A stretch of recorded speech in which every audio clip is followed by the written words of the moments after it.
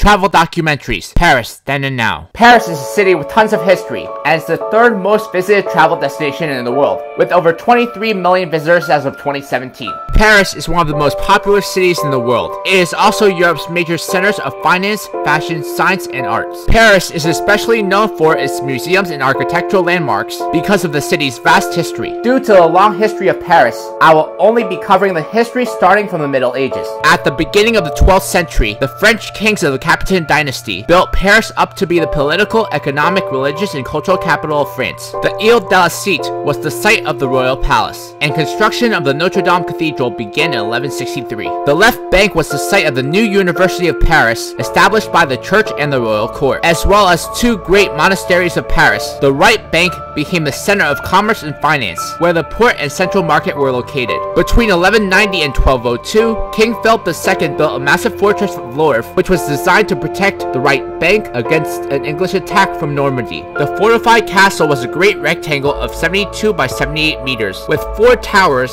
surrounded by a moat. In the center was a circular tower 30 meters high. Sugar, advisor to Kings Louis VI and VII, rebuilt the facade of the old Basilica of Saint Denis, dividing it into 3 horizontal and vertical sections to symbolize the Holy Trinity. From 1140 to 1144, he rebuilt the rear of the church with a majestic and dramatic wall of stained glass windows. This style would be later become known as Gothic-style churches, which would be found all over Europe. The construction of the Notre Dame Cathedral began in 1160 and was largely completed by 1260, although it was modified frequently in the following centuries. In the 1790s, the Notre Dame Cathedral suffered from desecration during the French Revolution, when its religious imagery was damaged. After the publication of Victor Hugo's novel, The Hunchback of Notre Dame in 1831, popular interest of the building was revived. The University of Paris was originally organized in the mid-12th century as a corporation of students and teachers. It was recognized by King Philip II in 1200 and Pope Innocent III in 1215. From the 13th to 15th century, the University of Paris was the most important school of Roman Catholic theology in Western Europe. During the middle of the 14th century, Paris was struck with 2 great catastrophes, the bubonic plague and the 100 Years' War. In the first epidemic of the plague in 1348 to 1349, a quarter of the population died. During the 16th and 17th century, the plague visited the city almost 1 out of every 3 years. The 100 Years' War was a series of conflicts between the rulers of the UK and the House of Valois over the rights to rule the Kingdom of France. The war lasted from 1337 to 1453. In the 16th century, Paris became the book publishing capital of Europe, although it was shaken by the French wars of religion between the Catholics and the Protestants. To facilitate communication between the right bank and left bank, King Louis XIII built 5 new bridges over the Seine, doubling the existing number. In the 18th century, Paris was the center of intellectual ferment known as the Enlightenment, and the main stage of the French Revolution from 1789. In the 19th century, Napoleon I embellished the city with monuments to military glory. Paris was also the scene for 2 more revolutions in 1830 and 1848. Under Napoleon III, the center of Paris was rebuilt between 1852 and 1870 with wide new avenues, and the city was expanded to its present limits in 1860. Paris suffered from continuous attacks in World War I and German occupation from 1940 till 1944. In World War II, with all the history tied to the city, there is an endless amount of historic landmarks to see in Paris. My favorite part about visiting Paris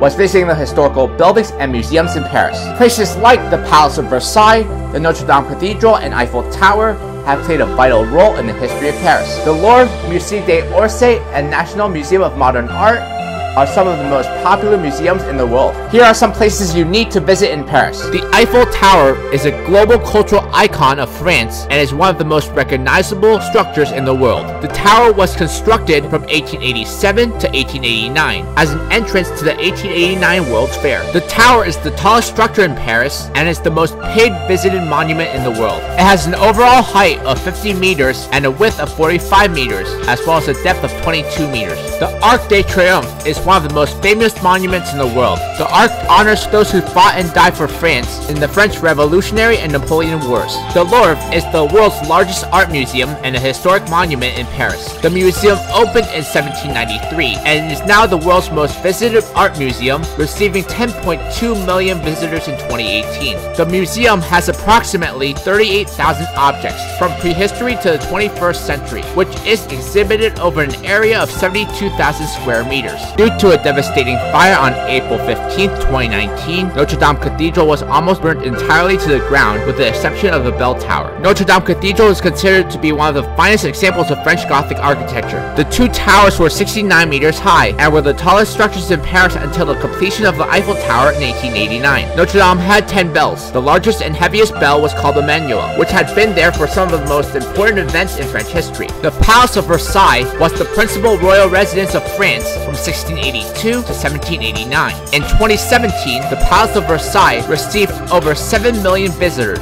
making it the second most visited monument just behind the Louvre. The palace is a UNESCO World Heritage Site, notable especially for the ceremonial Hall of Mirrors, Royal Opera, and the vast Garden of Versailles. Disneyland Paris is an entertainment resort in Marne-la-Vallée, France, a new town located 32 kilometers east of the center of Paris. Paris became the second Disney park to open a resort outside the US in 1992. Musée d'Orsay is located in Paris on the left bank of the Seine. It is the largest art museum in Europe. The museum mainly holds French art dating from 1848 to 1914, including paintings, furniture, sculptures, and photography. It is housed in the former Gare d'Orsay, a former railway station built between 1898 and 1900. Place de la Concorde is one of the major public squares in Paris. Measuring 19 acres in area, it is the largest square in the French capital. It was the site of many notable public executions during the French Revolution. Tuileries is a public garden located between the Louvre and the Place de la Concorde. The garden was created in 1564, but wasn't open to the public until after the French Revolution in 1667. In the 19th and 20th century, it was a place where Parisians celebrated, met, strolled, and relaxed. Getting around Paris is very easy.